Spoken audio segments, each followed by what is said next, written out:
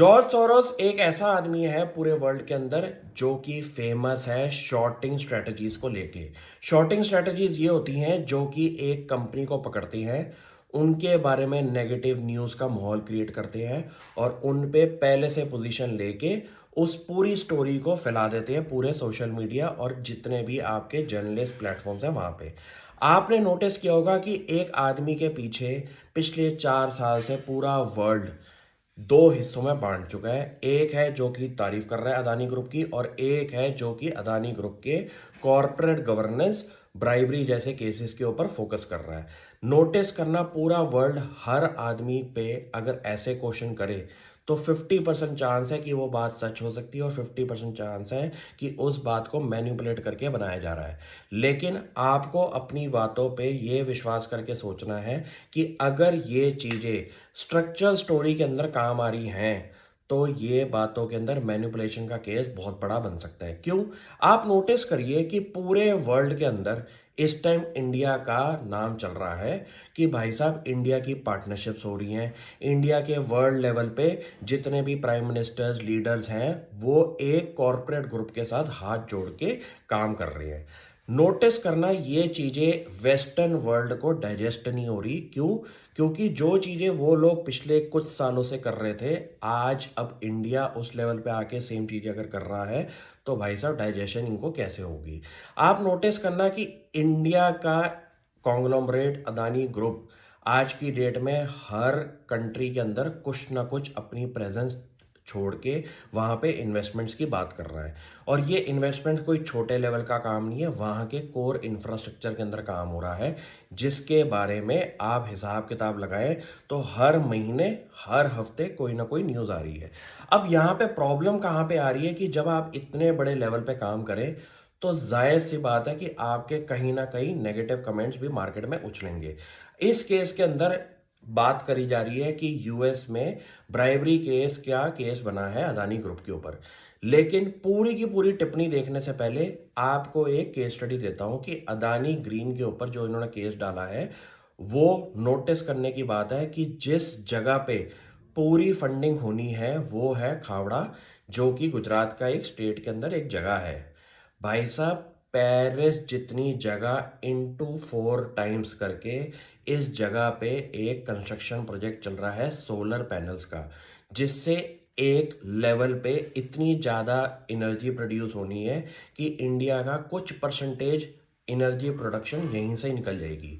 लेकिन यहाँ पे फंडिंग की रिक्वायरमेंट्स के लिए अदानी ग्रुप को पैसा भी चाहिए और अदानी ग्रुप की लगभग हर कंपनी का इस प्रोजेक्ट के साथ लेना देना भी है, जिसकी वजह से इस टाइम फंडिंग की रिक्वायरमेंट का होना बहुत ज़रूरी है, क्योंकि इतने बड़े लेवल पे एक इकलौता आदमी काम नहीं कर सकता। लेकिन पूरी की पूरी स्टोरी के अंदर आपने नोटिस किया होगा कि फालतू की केसेस बना के आप उन चीज़ों पे फोकस कर रहे हैं जहां पे इंडिया की ग्रोथ स्टोरी स्टॉप हो जाए। भाई साहब, एक अच्छा बिजनेसमैन वही है जो कि अपने इस माहौल के अंदर भी प्रूव करके दिखाए कि हमारा काम नहीं रुकने वाला, हमारा टाइम आज खराब है, कल खराब है, लेकिन परसों हम वापसी खड़े होंगे। इस ग्रुप की खासियत इस टाइम पिछले 4 साल से ये हो चुकी है कि दुनिया की हर स्टोरी को इन्होंने थोड़े दिनों के लिए नेगेटिवली डाइजेस्ट किया है, लेकिन उसके बाद वापसी भी बड़ी तगड़ी दी है। आपको ये देखना पड़ेगा कि अदानी ग्रुप आज की डेट में इंडिया का इंफ्रास्ट्रक्चर और वर्ल्ड के बाकी डेवलपिंग नेशंस के इंफ्रास्ट्रक्चर के अंदर बहुत बड़े लेवल पे काम कर रहा है और इतने बड़े लेवल पे काम करने के लिए आपको फंडिंग की रिक्वायरमेंट होगी। अदानी ग्रुप आज की डेट में इंडिया के बैंक्स आप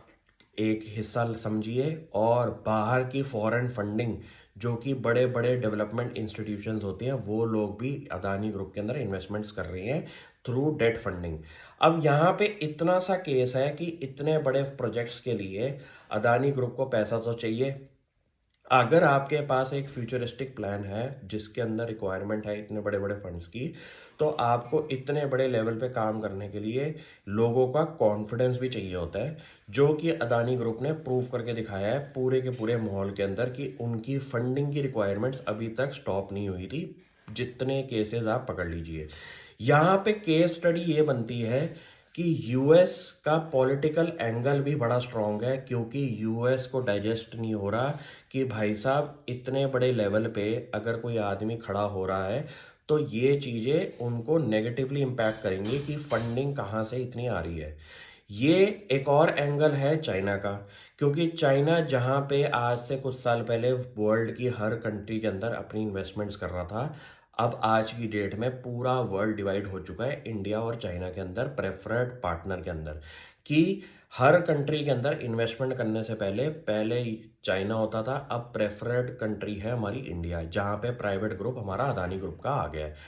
ये पूरा पॉलिटिकल सिनेरियो समझने से आपको अच्छा है कि आप अपनी कुछ कंपनियों पे फोकस करें, और ये पॉलिटिकल वर्ल्ड से जितना दूर रहेंगे उतना बेटर है, क्योंकि इसमें जितना आप अंदर घुस के सोचते हैं ना,